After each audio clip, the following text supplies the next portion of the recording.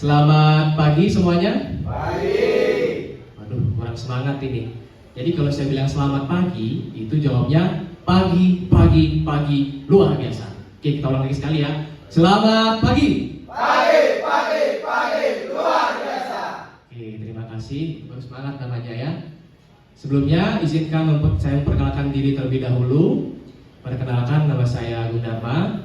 Hari ini saya ingin mengajak kita semua untuk membahas sesuatu yang dekat sekali dengan kehidupan kita sehari-hari, tetapi sering kali kita lupakan ya. Jadi hari ini kita akan membahas mengenai literasi keuangan dan juga kebiasaan menabung.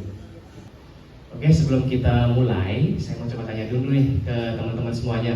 Pernah nggak sih kalian ngerasa, uang saya kemana nih larinya, kok tiap akhir bulan habis gitu? Bahkan sebelum akhir bulan pun udah habis gitu uangnya. Nah, jadi kesannya gaji itu cuma numpang lewat. Ini apa jangan-jangan ada lubang ini di dompet saya ini, ada black hole nih mungkin yang nyedot uang saya ini.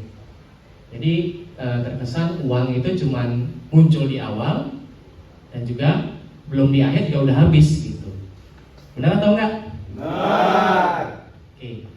Kalau iya, itu berarti tanda-tanda bahwa kita harus lebih aware atau lebih sadar untuk mengelola atau mengatur keuangan kita. Teman-teman sekalian, faktanya tingkat literasi keuangan masyarakat Indonesia itu masih tergolong rendah. Jadi bisa dilihat di slide di belakang, hasil survei nasional literasi dan inklusi keuangan pada tahun 2022 yang disajikan oleh OJK itu menunjukkan bahwa indeks literasi keuangan masyarakat Indonesia itu ada di angka 49%. Sedangkan untuk indeks inklusi keuangannya sudah mencapai 85%. Ini berarti sebagian besar masyarakat kita itu sudah punya akses ke bank dan dompet digital atau digital finance lainnya. Ya, jadi contohnya itu seperti yang sudah populer ya di kalangan masyarakat kita, itu ada aplikasi Dana, ada Shopee, ada OVO, dan juga M-Banking, ya, pinjol juga termasuk ya. Nah, tetapi banyak masyarakat kita itu masih belum paham bagaimana mengatur dan mengelola keuangan mereka secara bijak. Oke, lalu bagaimana dengan kebiasaan menabung? Jadi menurut data dari LPS, sekitar 98% masyarakat kita itu hanya punya tabungan di bawah 100 juta, termasuk saya sendiri ya. Saya tidak punya tabungan cuma di bawah 100 juta.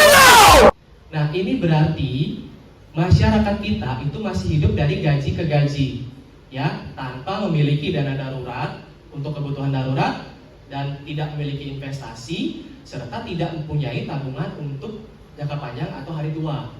Kemudian, menurut laporan dari Bank Dunia, rasio tabungan rumah tangga Indonesia terhadap pendapatan itu hanya sekitar 8,5%. Tentunya angka ini lebih rendah daripada negara-negara tetangga kita seperti Singapura, Brunei Darussalam, dan juga Thailand. Nah, angka-angka yang saya sebutkan tadi itu bukan sekedar statistik, tetapi cerminan bahwa masyarakat kita itu masih belum memahami apa itu literasi keuangan. Jadi pemahaman terhadap literasi keuangan itu harus ditingkatkan untuk masyarakat kita. Jadi teman-teman semuanya, kalau bukan kita yang mengelola dan mengatur keuangan dengan bijak, siapa lagi? Dan kalau bukan sekarang, kapan lagi? Jadi ada beberapa hal sederhana yang bisa kita lakukan untuk memperbaiki keuangan kita.